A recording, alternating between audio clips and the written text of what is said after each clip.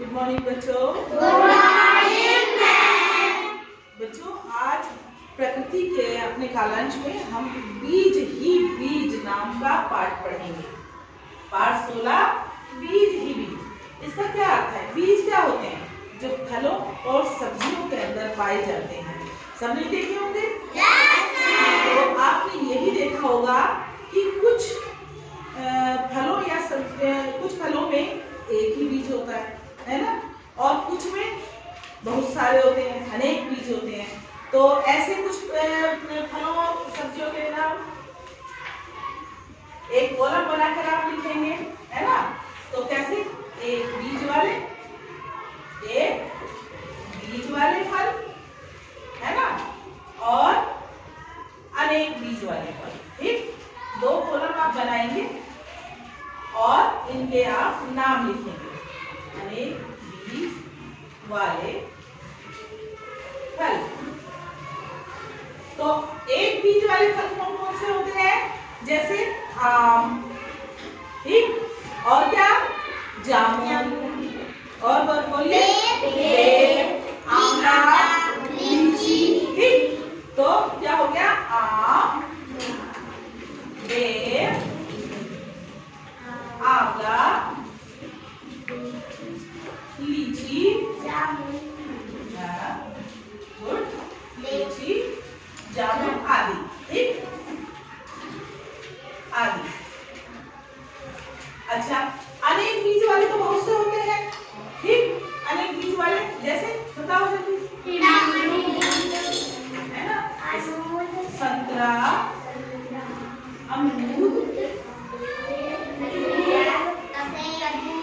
तरबूज, पपीता, हाँ, तरबूज, पपीता, खरबूजा आदि। ऐसे बहुत से हैं, है ना। अभी आप घर से ज्यादा फलों के नाम लिख कर लाएंगे। इतने हम आपको बता रहे हैं, तो ये आपका गृह कार्य भी साथ में हो गया। ठीक है, पपीता और खरबूजा आदि, हाँ, बहुत से हैं। ठीक, अच्छा, दो प्रकार के पेड़ों पर दो प्रकार के फल लगते हैं। एक तो सब्जियां होती हैं जिन्हें हम पकाकर खाते हैं, और दूसरे होते हैं फल जो पेड़ पर ही पक जाते हैं और उसके बाद हम उन्हें खाते हैं। कुछ फलों की हम सब्जियां भी बनाते हैं। कैसे? कौन से फल सब्जियों में इस्तेमाल होते हैं? हाँ, खड़े होके बताओ एक बच्चा। हाँ, आप बताओ। आम, कच्चे आम की सब्जी कुछ लोग बनाते हैं, चटनी भी बनाते हैं, और टमाटर, है ना। अच्छा, एक होता है जो आप अपने घर में इस्तेमाल करते हो, कटहल, जिसे हम अंग्रेजी में जैक फ्रूट कहते हैं। उसे भी कच्चा भी खाया जाता है सब्जी के रूप में, और पकाकर भी खाया जाता है फल के रूप में। ठीक है, केला भी इसी तरह से कच्चे केले की सब्जी बनाते हैं, उसे पकाकर खाते हैं। कद्दू, वेरी गुड, शाबाश, कद्दू। तो इतनी बात सबको समझ में आ गई। अब हमारे पास ये जो बीज होते हैं, तो ये दो प्रकार के होते हैं। एक होते हैं एक बीज पत्री, ठीक, और दूसरे द्विबीज पत्री।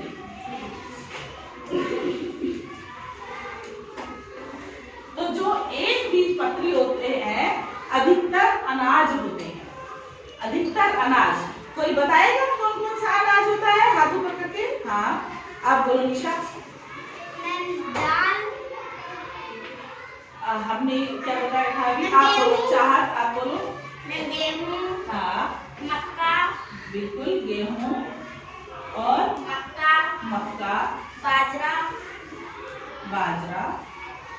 और चावल, ज्वार, है ना। तो ये अनाज होते हैं, और अनाजों की खासियत होती है कि एक बीज पत्री होते हैं। इन्हें तोड़कर दो भागों में नहीं बांटा जा सकता। लेकिन जो दाल होते हैं, दाल वाले बीज, दालें कौन कौन सी होती है? अरहर, देखा आपने?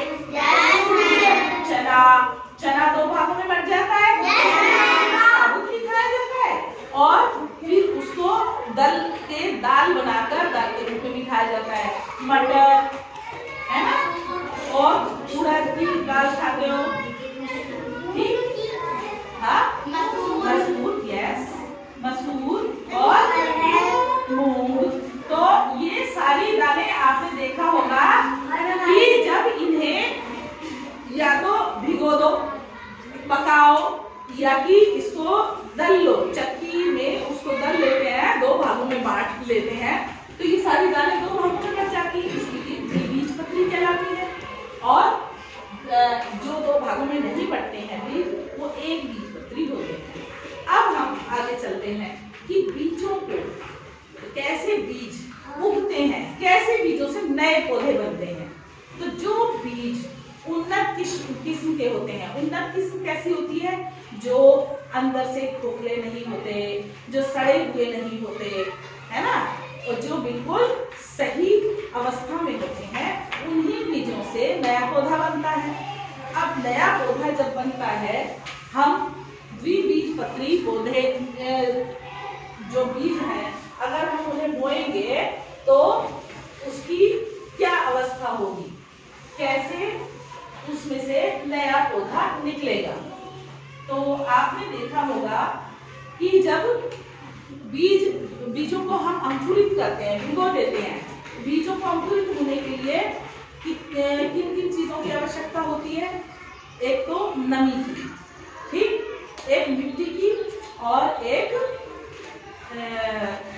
गर्माहट, ठीक। लेकिन कुछ ज्यादातर नमी की वजह से अगर उनको गर्माहट दी जाए, नमी दी जाए, तो वो बीज अंकुरित हो जाते हैं। आपने देखा होगा कुछ लोग अंकुरित चने खाते हैं, अंकुरित मूंग खाते हैं, स्प्राउट्स खाते हैं ना, जिसकी चाट बना लेते हैं, छोटे छोटे सफेद सफेद धागे जैसी रचना निकल जाती है, देखा आपने। तो मान लो कि हमने सेम का बीज अंकुरित किया, तो सेम के बीज का आकार कैसा होता है, ऐसा होता है, देखा आपने। ये सेम का बीज होता है इस आकार का, और जब इसको भिगोया जाता है या इसको जमीन में बोया जाता है, तो ये इसकी संरचना दो भागों के बीच की जो होती है, इसमें एक पतले धागे नुमा एक संरचना बनी होती है, यहाँ पे सफेद रंग की, देखिए सबने। तो इस सफेद रंग की संरचना को कहते हैं भ्रूण। क्या कहते हैं? भ्रूण। इसको भ्रूण कहा जाता है, ठीक। और इस पूरी संरचना को अंकुर कहा जाता है। जब हम इसे बोते हैं बीज को, और ये नमी के संपर्क में आता है, तो ये बढ़ना शुरू हो जाता है। बीज में से यही भाग बढ़ना शुरू होता है, बाकी हिस्सा नहीं। बाकी हिस्सा तो इसका भोजन होता है। इस अंकुर, इसको हम अंकुर कहेंगे। इसको क्या कहेंगे, इस संरचना को? अंकुर। अंकुर। अब ये अंकुर इस बीज पत्र से, ये क्या कहलाते हैं? बीज पत्र। बीज पत्र इस बीज पत्र से अपना भोजन ग्रहण करता है, ठीक। मिट्टी के संपर्क में या नमी के संपर्क में आकर गर्माहट मिलने पर ये बीज इस बीज पत्र से भोजन, ये अंकुर इस बीज पत्र से अपना भोजन ग्रहण करता है। अब आती है कि जब ये इतना नन्हा सा अंकुर होता है, तो इसमें जड़ और तना कैसे बनता है।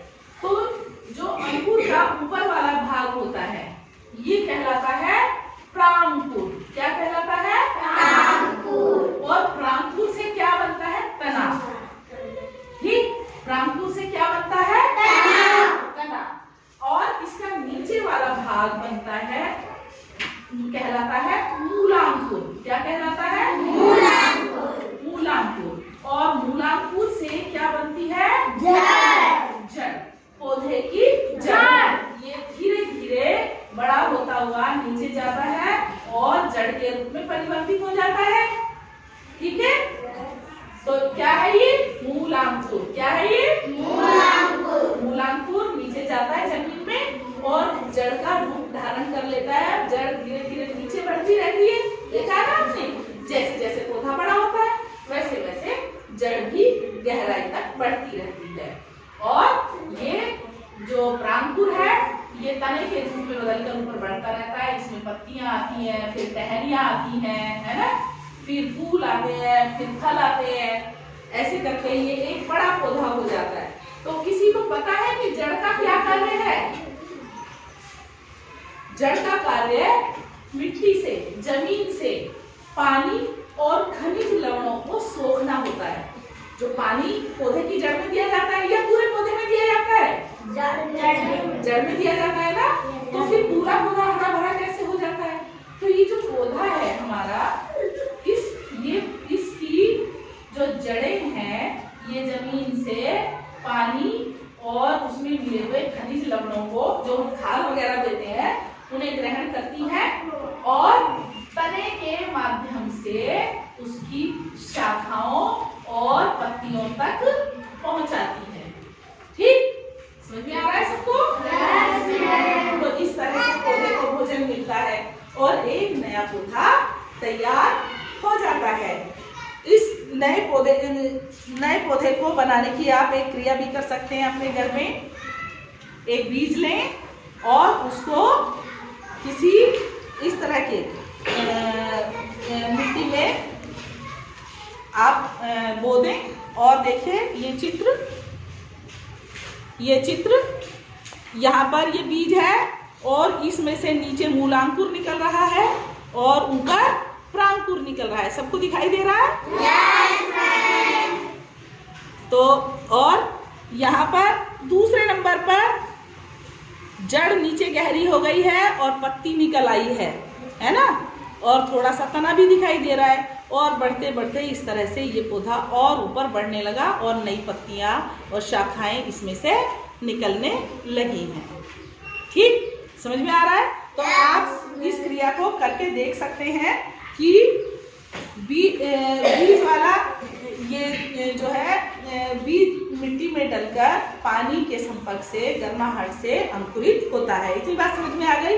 अब जो बीज वाले पौधे हैं वो तो बीज से बन जाते हैं, लेकिन कुछ पौधे ऐसे होते हैं जिनके बीज होते ही नहीं, है ना। तो उनका जो नया पौधा कैसे बनता है? तो कुछ पौधों के तने काट कर लगा दिए जाते हैं, आपके खेतों में उगाए जाते हैं। बताइए वो कौन सा पौधा है जिसे काट कर और जमीन में बोया जाता है तो नए पौधे बन जाते हैं? हाँ बताइए। गन्ना। वेरी गुड, शाबाश, क्लैपिंग करो।